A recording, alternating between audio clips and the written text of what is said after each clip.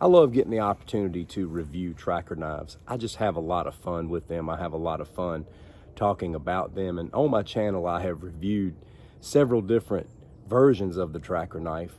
And one particular company that I believe has done well with providing a good budget tracker is Warivo, or Warivo, however you want to pronounce that. And thus far, I have reviewed two of their trackers. One, just a regular D2 tracker that's about 10 inches in length, and another that was Damascus in the same size. In this video, we're going to be looking at one much larger that's also a D2 tracker. Stick around.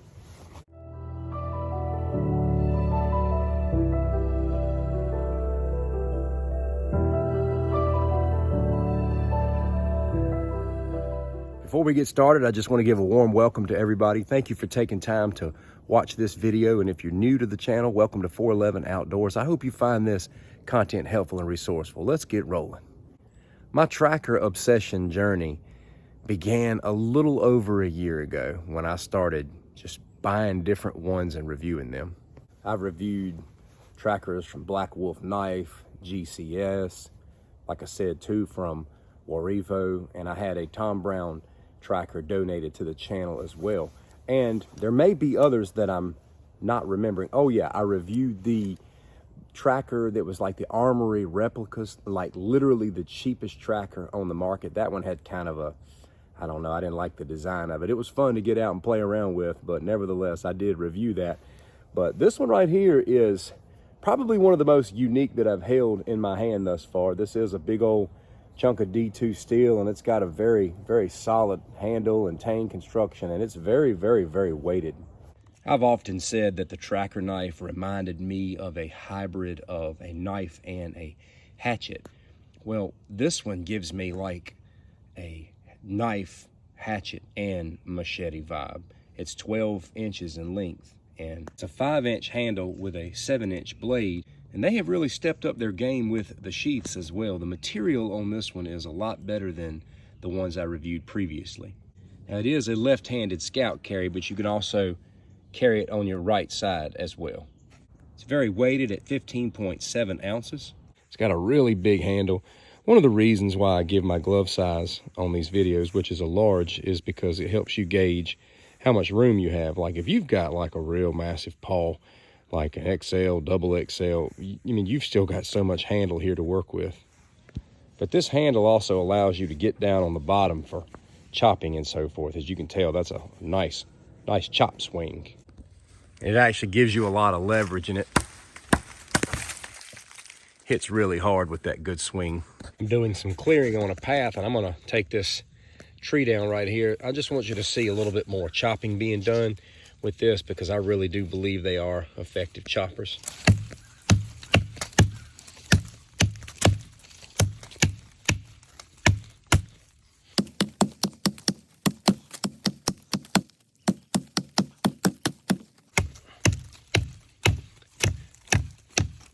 Really nice swing.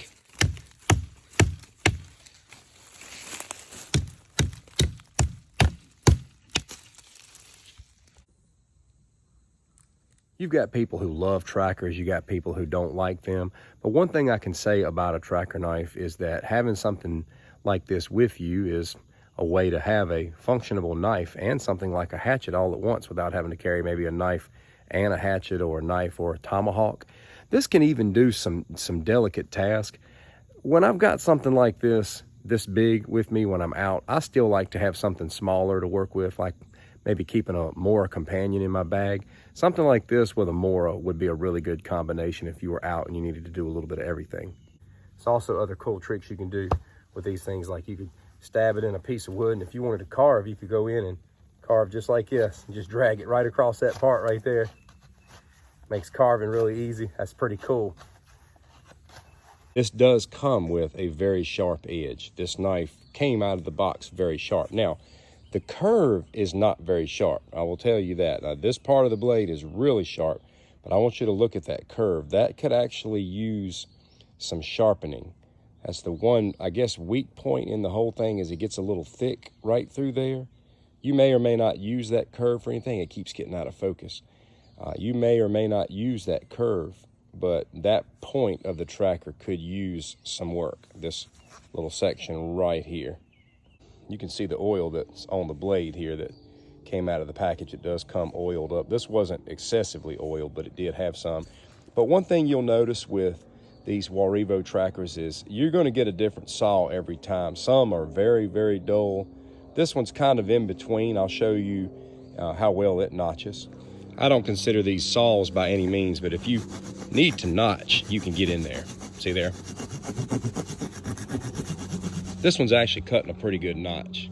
You can dig in a little bit more and do even better, but it comes with a decent notcher on the back. Not the greatest, but good enough.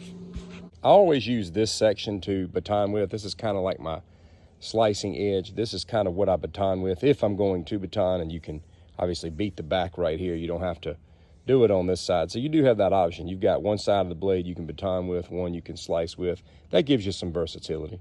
You can use this bottom section here, which is kind of the sharpest spot on the spine, to throw this spark. See there? And of course, trackers throw really good. If you're gonna get out and throw it on a regular basis, just wrap your scales in hockey tape. One thing I like about this model in particular is it has a more aggressive piercing tip, being more slender up towards the end. The other one was very round on the end. I like how this one's nice and pointy. All right, we've got us another beautiful hard-hitting D2 tracker here, and I'll be providing a link in the description for you to go and check this out. It's for sale on Amazon. If you want to look a little bit deeper into the specs, you can, but I tried to cover everything that matters. But you know, this kind of speaks for itself. You know what you can do with this, and you know that D2 is pretty hefty. It's a good budget steel. I love the scales on these trackers. I think these Warivo trackers look a lot like the WSK, at least close. I mean, not completely, but they're probably the closest of all that I have reviewed, and I really dig this one as well. Go out and check it out on Amazon. Thanks for watching. Take care.